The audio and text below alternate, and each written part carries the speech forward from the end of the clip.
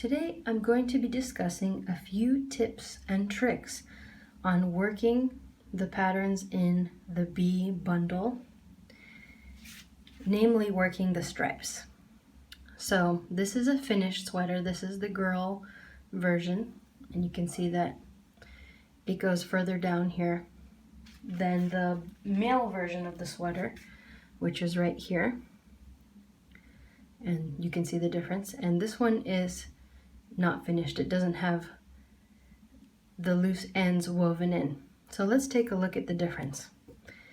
I made all of my color changes on the bottom side of the sweater where the little sleeves are.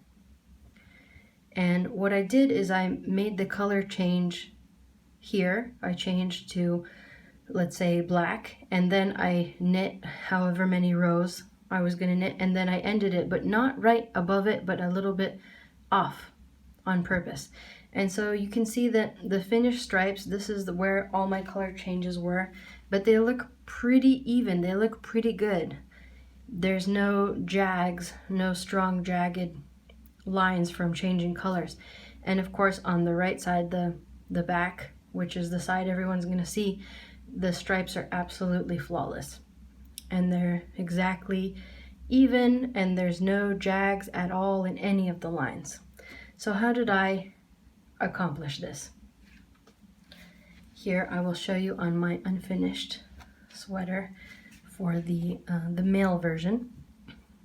And you can see right here is a good example of where the stripe jags. And now normally people would have both of these jags right next to each other, one down here and one up here. But I spaced them out, and it doesn't matter how far away you space them, the spacing actually varies and it's different. And what I would do then is come in here and get these loose threads, and watch this. When I tighten it up, that little jag virtually goes away and is practically imperceptible to the eye. And here's another one. And I would just take these two loose ends here and tighten that up. And that's how my stripe looks very even on the wrong side, even where the jags are, and then flawless on the back side of the sweater that everyone's gonna see. And here's another one. And so all I'm gonna do is I'm gonna tighten up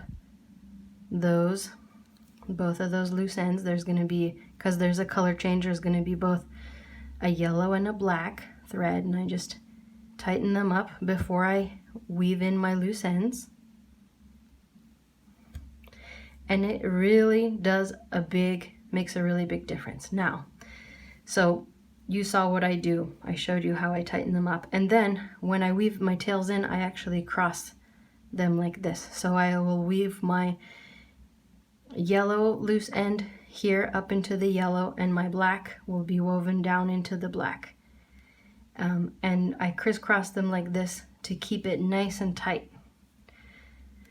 All right, so that's how I'm gonna weave in all of my loose ends. And I'd like to point out that I don't have any loose ends here. In the section that can be worked back and forth in rows, I simply carried my yarn, and you can see that I carried it here. And so there's no loose ends to weave in this entire section of the male sweater, and on the female sweater it's just this much. Also, I carried my yarn here. So wherever possible, I eliminated the need to carry.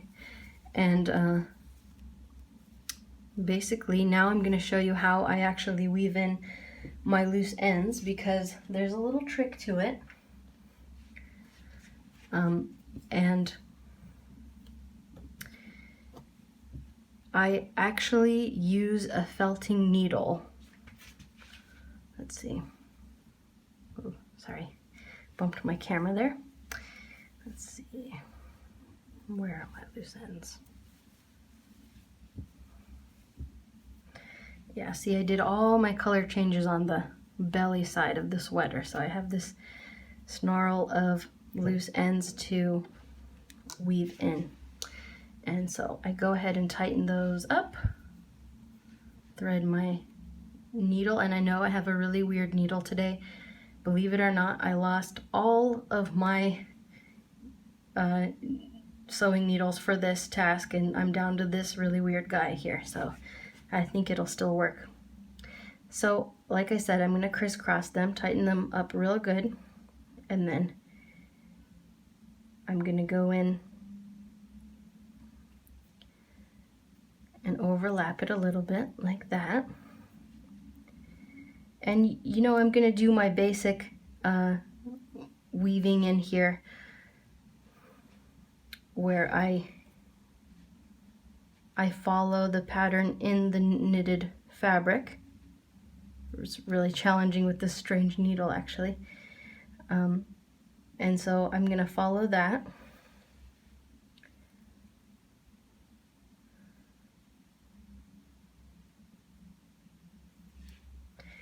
Okay, just for a little ways to lock in the yarn so it doesn't come undone.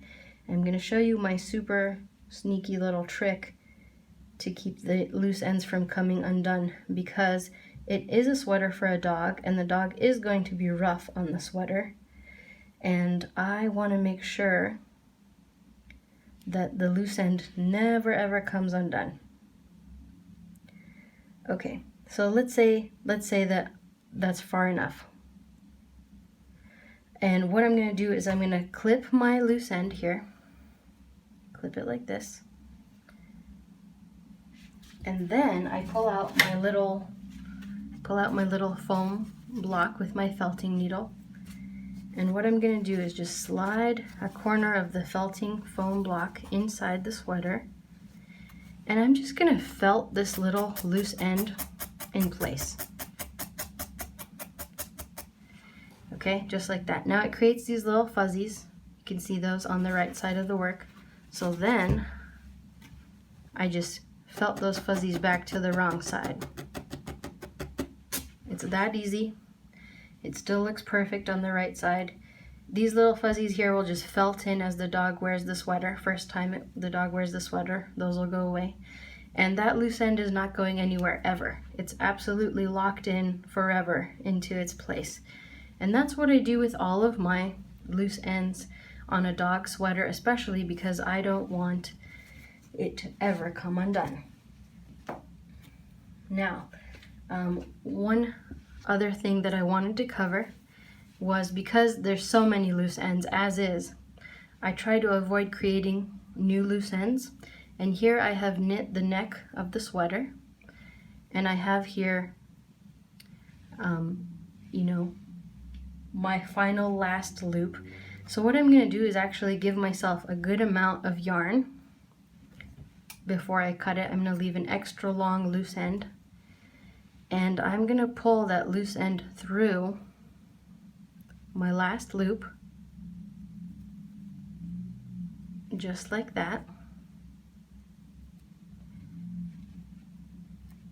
And oh, something went wrong there.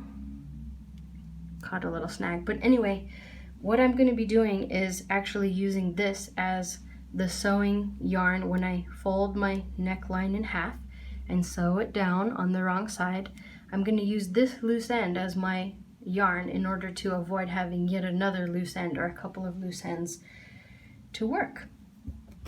Okay, and then the last tip and trick I wanted to show you was on these the little antenna for the bee hat. It's actually filled with a pipe cleaner. Okay, and this pipe cleaner is two pipe cleaners twisted together for extra durability.